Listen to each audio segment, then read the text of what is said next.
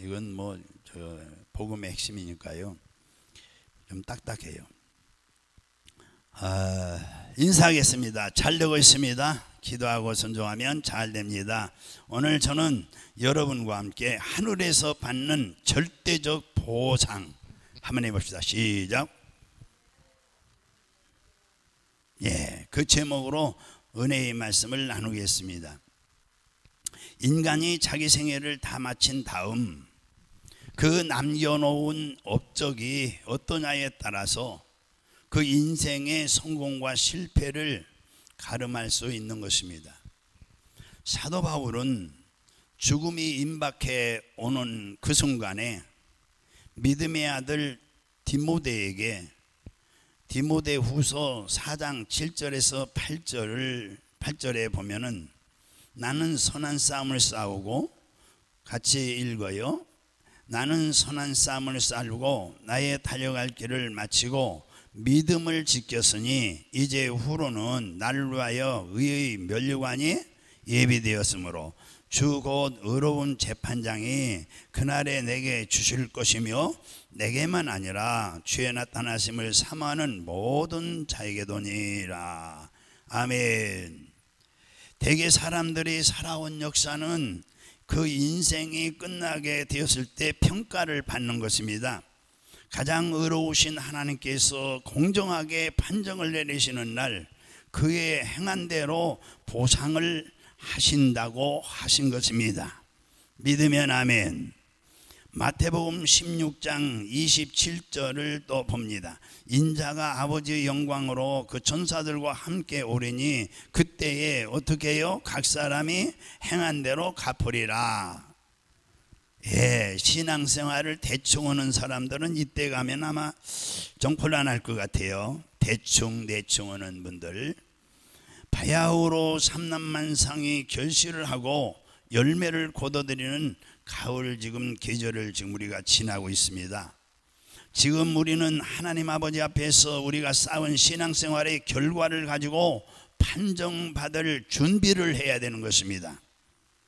본문 말씀에는 사람의 일평생을 통해서 이루어놓은 공적을 두고 그 사람의 성공과 실패를 가름하는 내용이 오늘 본문에 소개되어 있습니다.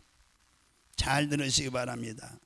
곧 불로소 심판하는데요, 아름답게 빛나는 업적이 있고 그냥 허무하게 불에 타버리고 없어지는 경우가 있다고 오늘 본문에 말씀했어요.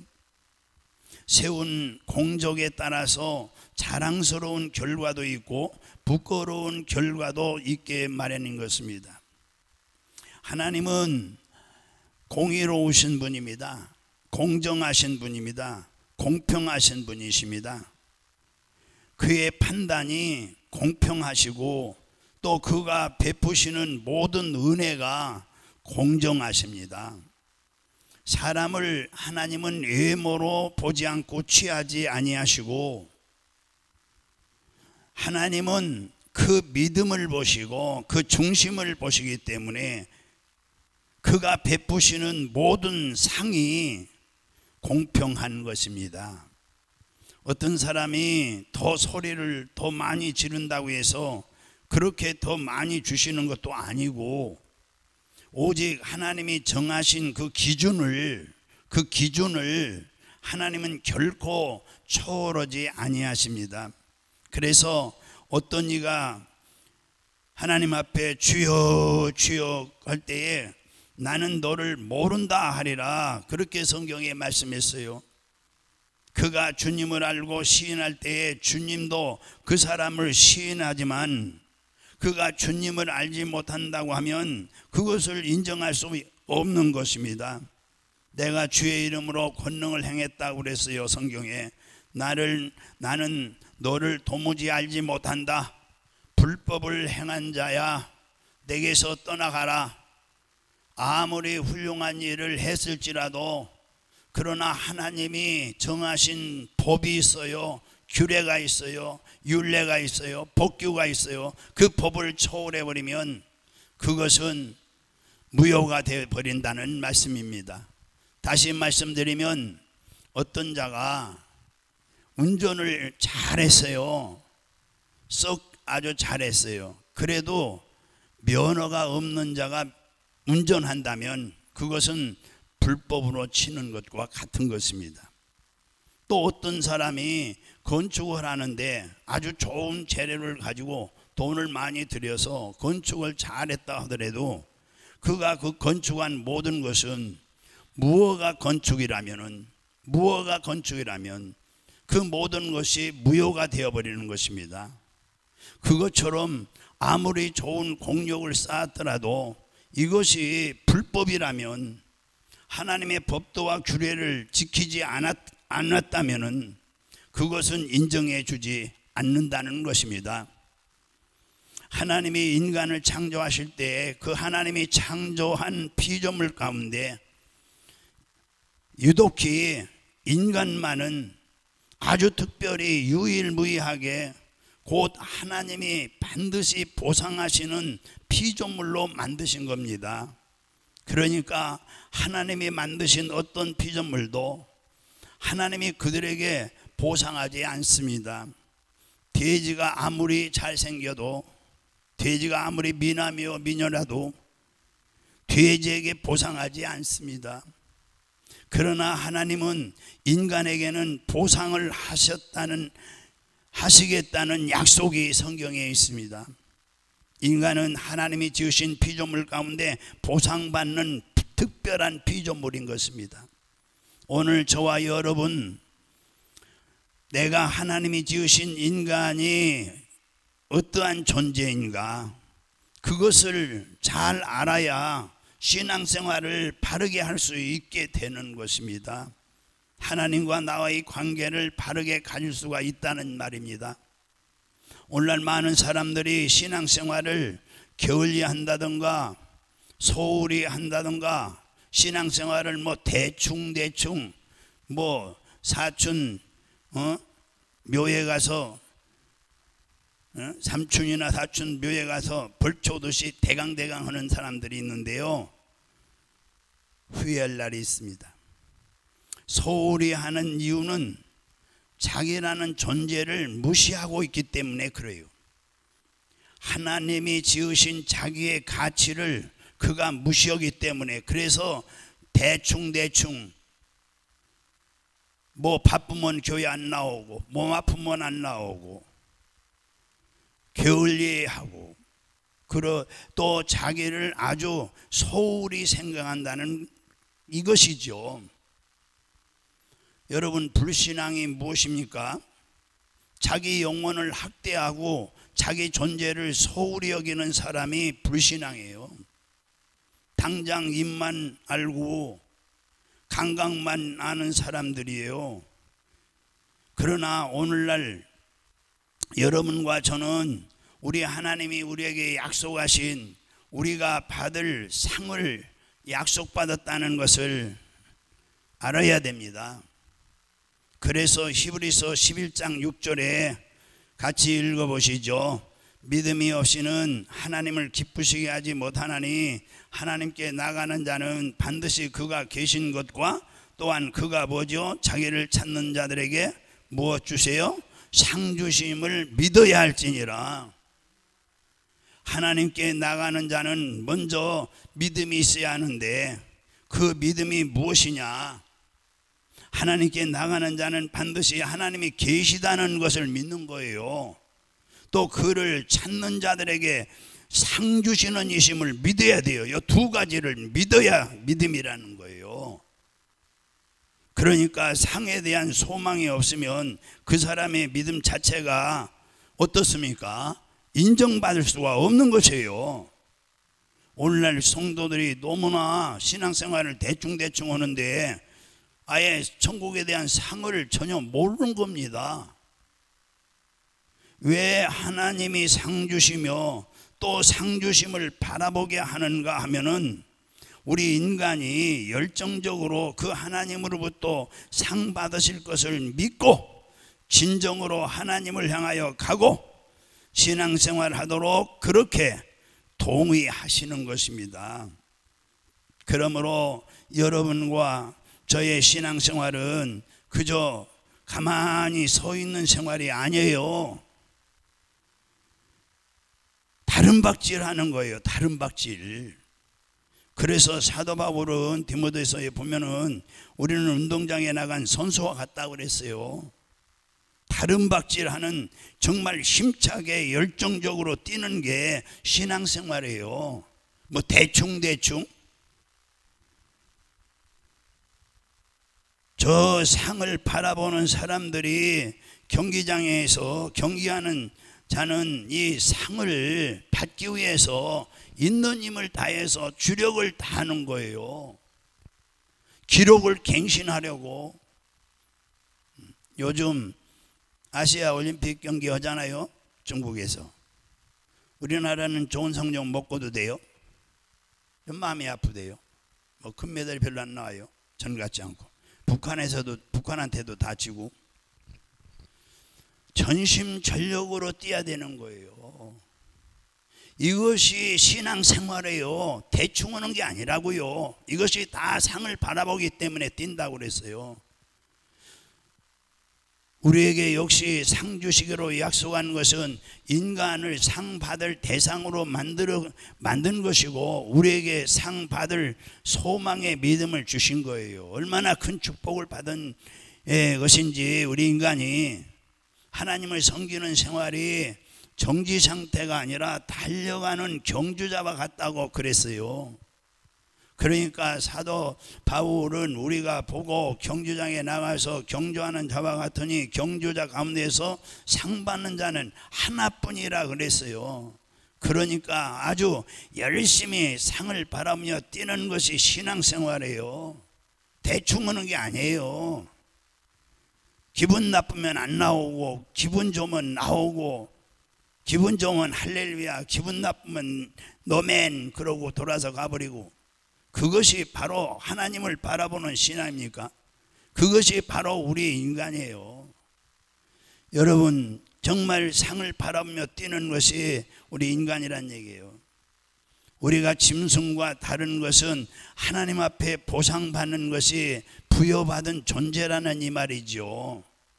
그것을 인정해야 되는 것입니다. 내 가치를 인정해야 되는 것입니다. 그래서 이 땅에서 복도 받고 하늘에서 영원한 복을 받는 것입니다. 할렐루야.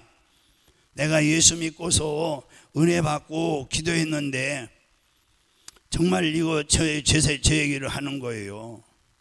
저는 40년 전에 개척했죠. 그때는 40여 년 전 정말 아주 가난할 때예요. 방에서 개척했어요. 그런데 헌금을 하는데 저는 결혼하고도요 1월 달에 결혼했어요. 신학교 같이 4년을 공부한, 신학과에서 공부한 우리 동기가 바로 박광심이에요. 그래서 같이 공부했는데 박광심이도 나이가 많고 저도 많으니까 선보고 뭐고 같이 4년 동안 공부했는데 뭐 속 다 알죠. 전사님도 나이가 작고 나도 나이가 찼으니까 우리 결혼 빨리 하자 그래. 졸업하니까. 그래서 졸업하기 전에 그때 결혼했어요. 3월달인가 졸업이, 2월달인가 졸업이지만 우리는 1월에 결혼했어요. 그리고 결혼하고서 하나님 앞에 3가지 제목을 내놓고 그 헌금을 기도원 갔어요. 얼마나 춘지 기도원에 불도 안 떼가지고. 그래가지고 첫날 저녁 예배 드리는데 뭐 금반지, 은반지, 뭐 약수, 뭐 시계 뭐 다 불러가지고 봉투에 넣어서 하나님 앞에 다 바쳤죠. 예. 그리고 기도 제목 그에 이루어졌지요. 헌금을 하는데 내 생각에는 있는 힘을 다해서 하는데 사실 액수는 크지 않아요. 그런데 저에게는 굉장히 큰 거예요.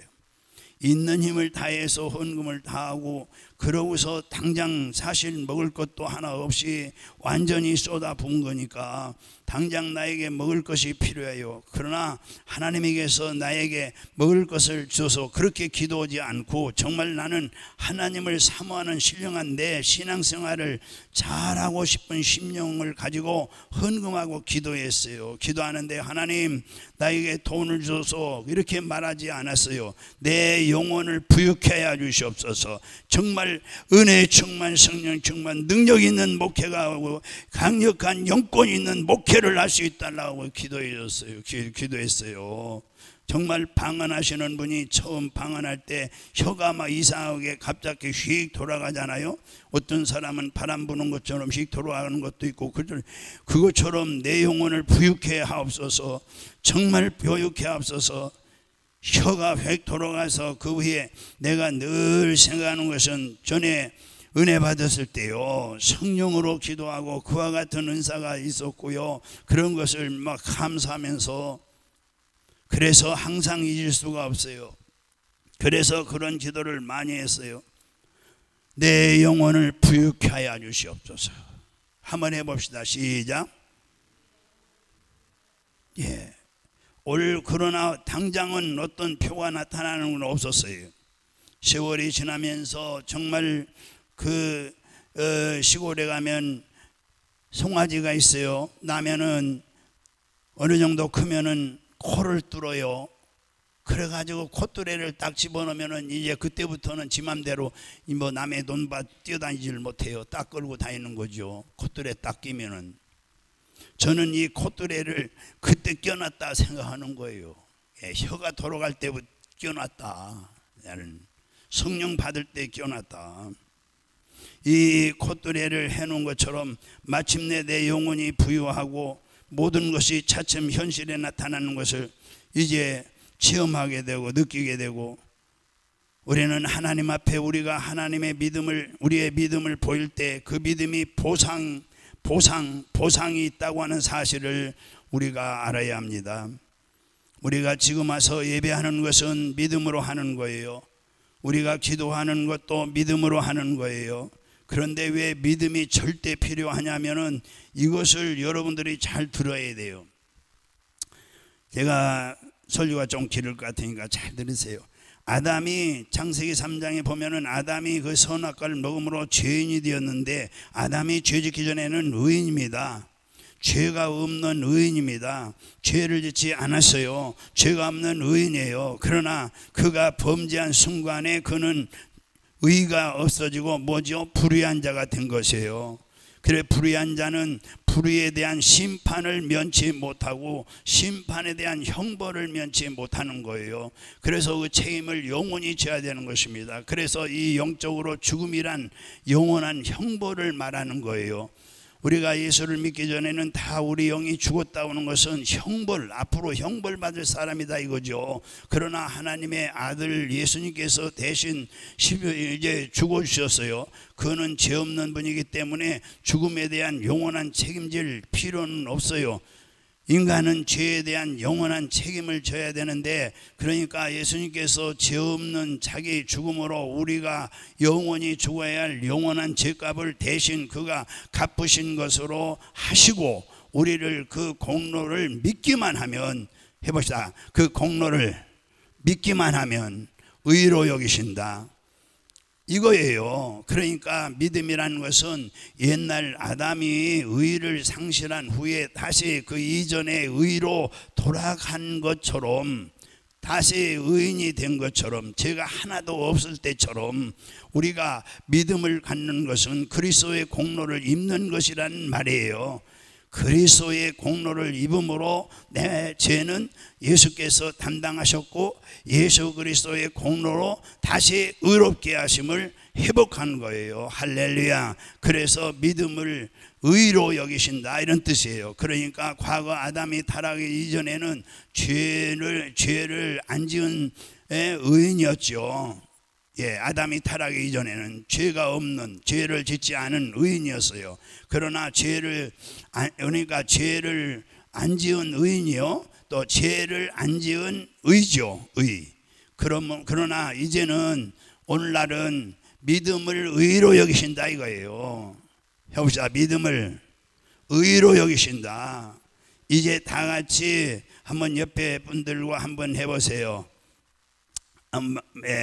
아담이 죄를 짓기 전에는 죄가 없는 의인이요, 지금은 예수 공로를 믿는 자들은 믿음을 의로 여기신다. 깨달아지면 아멘. 왜 우리가 예수 그리스도의 믿음을 의로 여깁니까? 우리 죄는 예수 그리스도에게 옮겨졌기 때문인 것입니다. 그래서 우리가 기도할 때 예수 이름 의지하고 기도해야 응답이 있는 것입니다. 할렐루야. 인간은 죄 때문에 하나님께 상달하실 수 없어요. 죄가 가리워 너희를 듣지 아니하신다. 그러니까 우리가 죄를 가지고 아무리 부르짖어도 그것을 상달시킬 수가 없어요. 그러므로 내가 예수 공로 의지하고 기도합니다. 그래야 응답이 있어요. 예수 공로 의지하고 기도하는 순간 그 믿음이 의로 되어 하나님께 상달되는 줄로 믿으시기 바랍니다. 하나님과 교통이 되는 줄로 믿으시기 바랍니다. 그러니까 우리가 예배하는 것은 예수 공로 의지하고 우리 예배를 상달시키는 것입니다. 왜 그렇지 않으면 하나님은 우리를 보지 않습니다. 우리 소리를 듣지 않습니다. 이사야 59장 2절 같이 읽어봐요. 시작. 오직 너희 죄악이 너희와 너희 하나님 사이를 갈라놓았고 너희 죄가 그의 얼굴을 가리워서 너희에게서 듣지 않으시게 함이라. 아멘. 그러니까 너희가 죄 구렁을 내가지고 이렇게 불을 내천을 만들듯이 그래서 하나님을 뵙지 못하게 하였다. 그러므로 우리 죄 때문에 이 구렁을 내서 만나지 못해요. 예배하는 것은 그냥 쪼그리고 앉아서 그냥 눈 감고 앉아 있는 것이 아니라 예배라는 것은 하나님을 뵙는다는 뜻이에요. 그러니까 예배라는 것은 하나님의 얼굴을 뵙는다는 뜻인데, 신기하게 저쪽 사람이 자기 일을 할 때에는 돌아보지 않죠. 그런데 이상하게 강아지도요, 이상하게 우리 저 고양이도요, 밖에서 제가 밥을 주는데요, 이상하게 이 고양이도 강아지도 어디를 보느냐, 제 엉덩이를 쳐다보지 않아요. 제 팔을 쳐다보지 않고 제 얼굴만 딱 쳐다보고 있는 거예요. 눈치만 다르면 벌써 꼬리를 내리고 도망가려고 하는 거예요. 애들도요, 신방 가면요, 딱 엄마 있어? 그러면은요, 딱 쳐다보는 거예요. 얼굴을 딱 쳐다봐도 좋게 보이면 있다 그러고, 좋지 않게 보이면 엄마 없어요 그러고. 애들이 얼마나 기가 막히게 참, 그래서 얼굴을 쏘아보는 거예요. 이 들에서 풀을 가을에 비잖아요. 조심할 게 벌이에요. 벌. 이 벌은요, 날라와서 이 등허리 이런데 이 팔 이런데 붙는 게 아니에요. 얼굴에 새까맣게 붙는 거예요. 얼굴을 쏜다 이 말이죠. 이 육감, 바라보는 육감이 있어요. 그와 같이 우리가 그러니까 상대가 저쪽에서 쳐다보는 것을 느낀다 이 말이죠. 이처럼 요한복음 1장 47절에 48절 이제 우리 읽어보겠습니다. 시작. 예수께서 나다넬이 자기에게 오는 것을 보시고 그를 가리켜 이르시되, 보라, 이는 참으로 이스라엘 사람이라 그 속에 간사한 것이 없도다. 나다넬이 이르되 어떻게 나를 아시나이까? 예수께서 대답하여 이르시되, 빌립이 너를 부르기 전에 뭐죠? 네가 무화과나무 아래에 있을 때 보았노라. 그러니까 나다넬이 깜짝 놀랐어요. 이스라엘에게 무화과나무는 무엇을 의미하죠? 무엇을 상징해요? 신앙을 상징하는 거예요. 무화과나무는 바로 이스라엘에 대한 이 국화가 무화과나무예요. 우리나라는 가을에 국화가 있죠. 또 무궁화가 국화죠. 무궁화 그렇죠? 우리 어렸을 때는 나라를 사랑하는 마음이 있어가지고 유교사분 막 일어나고 그러니까 이 무궁화를 엄청나게 불렀는데 요즘 애들은 무궁화가 뭐냐? 그래 물을 정도예요. 아니 나라의 국화도 몰라요. 무궁화 오르나 훅 하거든요. 겨울에도 피고 말이죠. 그래서 그들이 항상 국기를 품고 있는 것처럼 이스라엘에 대한 애국심과 신앙에 대한 정절을 상징하는 거예요. 그 나무가 뭐냐? 무화과예요. 그 나무를 가까이 한다. 그거예요. 이거예요. 그러니까 네가 무화과 나무 있을 때 내가 봤다 그랬어요. 그것은 자기 양심적으로 정말 이스라엘이란 애국심과 그리고 하나님께 대한, 이스라엘은 언제나 애국심 뭐요? 하나님께 대한 신앙이에요. 하나님에 대한 신앙의 정절 해봅시다. 정절. 옛날에 심청이 알죠? 정절. 정절을 자기가 품고 있었다는 것이죠. 언제나 신자들이 신앙의 정절을 좀 지켜야 돼요. 오늘날 아무리 대충 신앙생활 한다 해도 신앙의 정절이 좀 있어야죠. 악인은 복 있는 사람은 악인의 길을 쫓지 않고 교만한 자리에 앉지 않는다고 그랬잖아요. 십자가를 상징적으로 가지고 있는 것처럼, 그러니까 그 당시 백성들이 타락하고 이 이스라엘 백성들이 절망 상태에 있었어요. 로마의 지배를 받고. 그때에 내가 무화과 나무 밑에 있는 것을 보았다. 내게 간사한 것이 없다. 이렇게 예수님이 칭찬했거든요. 나다나엘에게. 내 신앙이 세속을 따르지 않고 철저히 신앙의 정절을 지키고 있다, 그런 뜻이에요. 오늘날 우리 기독교 교인들이 밖에 나가면은 어떻습니까? 교회에서는 성도인데 밖에 나가면 그렇게 그가 그 속에서 하나님을 그리워하는 마음, 그 마음을 하나님이 보실 때 하나님이 아시고 기억하신다는 뜻이에요. 우리 예수님이.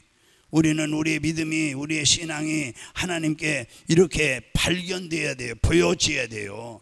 우리 믿음이 있는지 없는지 뭘로서 우리가 알 수 있어요? 말하는 것과 행동하는 거 보면은 저 사람 믿음이 있구나. 교회 권사님답구나. 장로님답구먼. 저 사람 교회에 다니는데 성도답다 이러지. 야, 예수 믿어. 야, 내 주복을 믿어라. 야, 봐라. 저게 남부중학교 10살이야. 이러고 하면 어떻게 되겠습니까? 여러분, 그래서 칭찬을 했어요. 무화과 나무 밑에 있는 것을. 우리 모습이 하나님께 발견돼야 돼요. 예배는 하나님의 얼굴을 뵙는다는 뜻으로 하나님께 항상 발견되는 신앙이 뭐냐? 예배예요. 예배. 이 예배 시간만 예배 드리는 것이 아니라 우리는 밖에서 생활도 하나의 예배가 돼야 돼요. 우리가 하나님 앞에서 산다는 것을 기억하셔야 돼요. 할렐루야. 밖에는 하나님 안 계십니까? 사람이 없는 데서는 뭐 적당히 못된 짓 하고, 교회 와서는 거룩거룩 걷는 것도 빨리 못 걷고 거룩거룩. 여러분, 바로 봉사하고 헌금으로 헌신하며 나가서도 예배하고 항상 하나님, 내가 하나님 앞에서 산다. 하나님 앞에 산다. 하나님이 내 속을 보고 있다. 내 믿음을 보고 있다. 하나님을 뵙는 중에 봉사하고 헌신하는 거예요. 할렐루야. 기도는 예배 속에서 하는 것이고 봉사와 헌신도 예배하면서 하는 것이고, 그러기에 거기에 대한 뭐가 있다고요? 보상이 있다. 보상. 이제부터 보상에 대해서 말씀드려요. 절대적인 보상이 있어요. 그러나 악인이 아무리 공력을 쌓아도 그것은 보상이 없어요. 이 세상에 악인이 큰 다리를 놓아가지고 동네 사람들을 아주 참 편리하게 만들어 줬다 할지라도 절대로 하늘에서 보상을 받지 못해요. 주여, 내가 사람들이 강을 건너 다니도록 다리를 놓아준 사람입니다. 왜 나에게 상이 없습니까? 하나님께서 난 도무지 너를 모른다. 이 불법을 행한 자야. 너는 나를 떠나가라. 아니, 주의 이름으로 공적을 행했다 할지라도 예수 그리스도의 십자가의 공로를 의지하지 않는 자는 내쫓아 버린다는데, 이것을 명심해야 됩니다. 다리 놓은 것하고 무슨 상관이 있느냐 이 말이에요. 어떤 사람은 그래요. 궁금해서 물어봐요. 저 건널목에서 기차가 저기서 빵빵 하고 오는데 아이들이 그 철없이 노는 철로에서 놀아서 들어가서 두 아이를 밀어내고 그러다 자기가 죽었다 이거예요. 그러면 이 사람 상 받습니까? 못 받습니까? 물어보는 거예요. 상 받습니까? 못 받습니까? 예수를 믿지 않으면 절대로 상을 받지 못하는 것입니다. 그러니까 오늘 여러분과 저는 이 땅에서 정말로 칭찬받는다고 해도 하늘에서는 보상을 못 받으면 그보다 더 불행한 사람이 어디 있겠어요. 사도 바울이 이 땅에서 많은 영혼을 구원하고도 나중에 내 자신이 버림받을까 두려운다고 그렇게 말씀했는데, 그러니까 우리는 그에게 칭찬받고 상 받는 것이 내 영혼이 잘 되는 것이라는 것을 잊지 마시기 바랍니다. 내 영혼이 잘 되는 게 뭐예요? 하나님께 칭찬받고 상 받는 거예요. 아멘. 따라서 이 땅에서도 범사가 잘 되는 거예요. 영혼이 잘 되면, 영혼만 잘 되면 모든 것이 잘 되는 거예요. 당장이 아니라 그것이 뿌리를 내려야 그 다음부터 그것이 보상이 되어서 이제 내게 오는 거예요. 우리는 하늘에서 상 받을 줄 믿어야 되는 줄로 확신하시기 바랍니다. 그것이 신앙생활이요. 대충 하면 안 돼요. 그것이 상받을 우리의 믿음이에요. 그렇기 때문에 악인의 공로는 어떻게 되겠는가? 겨와 같다고 그랬어요. 뭐와 같다고요? 겨와 같다. 시편 1편 4절에도 악인들은 그렇지 않으며 오직 바라며 나는 뭐와 같아요? 겨와 같도다. 그러니까 겨를, 시골에 있는 사람들이 겨가 뭔지 알죠? 죽쟁이죠. 방앗간 찌면은 쌀은 안으로 나오고 쌀 껍데기는 겨라 오는 거예요. 겨를 아무리 높이 쌓아놔도 회오리 바람이 샥 센 바람이 오면은 불면은 싹 날아가 버리는 거예요. 그래서 악인의 공로는 겨와 같다. 악인이 아무리 사회에 공헌을 했어도 그것은 하나님 앞에 상달이 안 되는 거예요. 아무리 큰 공적을 쌓아놨다 해도 그냥 바람에 날려 버리듯이 아무것도 없다는 거예요. 그러므로 그 사람의 공적이 있는가 시험해 보는데, 오늘 본문의 말씀 꼭 기억하시고 몇 번씩 읽어보세요. 우리 3장 12절을 이하에 같이 또 한번 읽어보시죠. 만일 누구든지 금이나 은이나 보석이나 나무나 풀이나 집으로 터 위에 세우면 각 사람의 공적이 나타날 터인데 그것이 공적을 밝히려니 이는 불로 나타내고 불이 각 사람의 공적이 어떠한 것을 시험할 것이라. 만일 누구든지 그 위에 세운 공적이 그대로 있으면 상을 받고 누구든지 그 공적이 불타버리면 해를 받으니 그러나 자신은 구원을 받되 어디서요? 불 가운데서 받는 것과 같으니라. 목욕탕에서 불이야 하니까 옷 입을 시간이 어디 있어요? 알몸으로 막 뛰어나왔지요. 목숨 살려고. 그러니까 빨가벗고 뛰다니 사람들이 얼마나 참 부끄러워요. 그와 같은 구원을 받는다는 얘기예요. 한번 생각해보세요. 목욕탕에서 언제 옷 주워 입을 시간이 어디 있어요? 불이하에서 그쪽은 벌써 불탔다면 알몸으로 뛰어나오지요. 그와 같다는 거예요, 구원이. 그러므로 그 사람의 공적이 있는가 시험해 볼 때 불로 태워보면은 해를 받고 공적이 그대로 있으면 상을 받는다 분명히 말씀했어요. 그 불은 소멸의 불인데 히브리서 12장 9절을 보면은 우리 하나님은 소멸하는 불이심이라 그랬어요. 그러니까 그의 능력으로 공적을 시험해 보면 그 공적이 불타버리면 해를 받고 그 공적이 그대로 있으면 상 받는다 그랬어요. 어떤 사람이 교회에서 집사직분을 받아가지고 여전히 변화되지 않은 상태에서 교회에 와서는 참 봉사 열심히 하고 또 이제 충성하고 그러는데 집에 가서는 변화되지 않은 생활을 하고자 하는 그 사람이 교회에서는 상당히 일을 많이 했어요. 그러나 그 공적이 무효가 되어버리고 만다는 것을 잊지 말으셔야 돼요. 변화를 되지 않은 사람은 이 성경에 에스겔서 33장에 뭐라고 말씀하니 가령 악인 어떤 사람이 의인의 일을 행했다 하자. 악이요. 그러나 그 악이 들어가면 그 의가 다 뭐죠? 소멸된다 그랬어요. 그러니까 기억됨이 없느니라. 자, 어떤 사람이 아주 열성으로 봉사 잘하고 교회에서 가르치기도 잘하는데 밖에 나가면 술 친구들과 더불어서 술 먹고 니나노하고 나쁜 짓 하고 음란하고 오색하고 방탕하고 말이죠. 주님이 오시는 날에 그는 외식하는 자로 분명히 받을 수밖에 없는 거예요. 외식. 그가 바리새인들 같이 그가 교회에서 일을 잘했지만은 그는 역시 바리새인들 같이 외식하는 자로, 그러면은 외식하는 자로서 밖에 내어 버림을 당한다 그랬죠. 우리는 참으로 우리의 상을 보존할 수 있어야 돼요. 할렐루야. 계시록 13장 요한계시록 3장 11절에 보면은 내가 속히 오리니 내가 가진 것을 굳게 잡아 아무도 내 멸류관을 빼앗지 못하게 하라. 경주하는 자가 마지막까지 멸류관을 보존해야지. 그렇지 아니하면 빼앗겨 버릴 수밖에 없다 그랬어요. 그러니까 우리는 내가 어떠한 상을 받을 것이냐, 우리는 상 받기 위해서 하는데, 그래서 만약에 아담이 타락하기 이전에 공을 세웠다면 그는 상이 될 것이고, 이제 아담이 타락한 이후에 이제 오늘날 우리들 이제 뭘로요? 믿음을 의로 여기시기 때문에 믿음을 가졌으면 하나의 의의 터를 닦아 놓은 것과 같아요.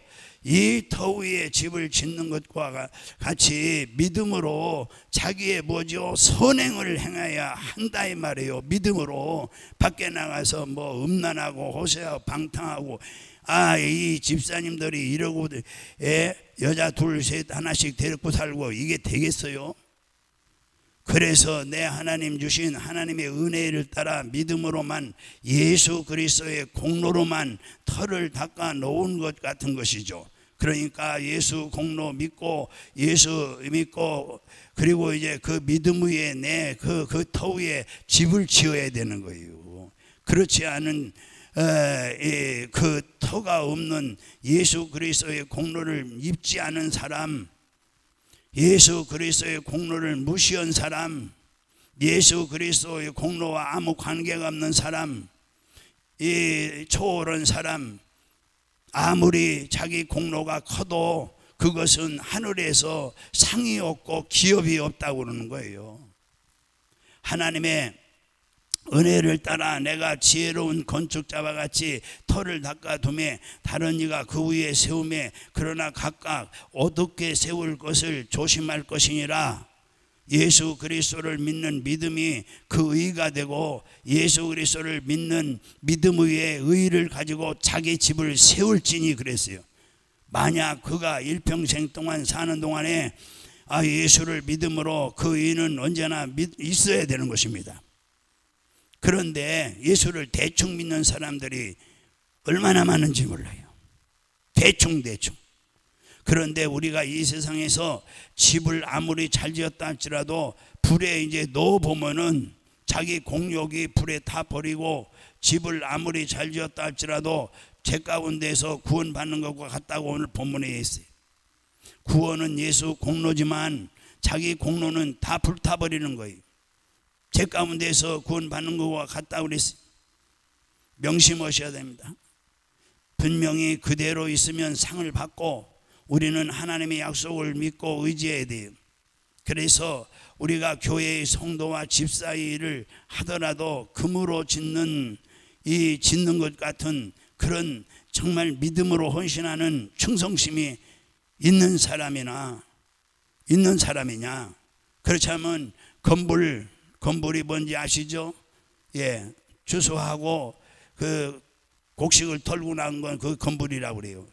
이 건불로 외식하고 형식적이고 가식적이고 대충 신앙생활하는 사람들, 적당히 집이나 채워놓고 따져보려고 하는 사람이냐, 아니면 교회 정말 집사님이나 권사님이나 안수집사님이나 장로님이나 목사님이나 교회를 해도 예배를 드려도 주일 저녁 철저히 드리면서 정말 정금으로 금으로 집을 짓는 것 같고, 내가 전도하더라도 금으로 집을 짓는 것 같고, 내가 헌금을 해도 금으로 집을 짓는 것 같고, 내게 맡겨진 일을 하더라도 금으로 집을 짓는 것 같고, 내가 찬양하더라도 금으로 집을 짓는 것 같고, 내가 교사를 하더라도 금으로 짓는 것 같고, 간절한 마음으로 집을 지어 나가야 할 줄로 믿습니다.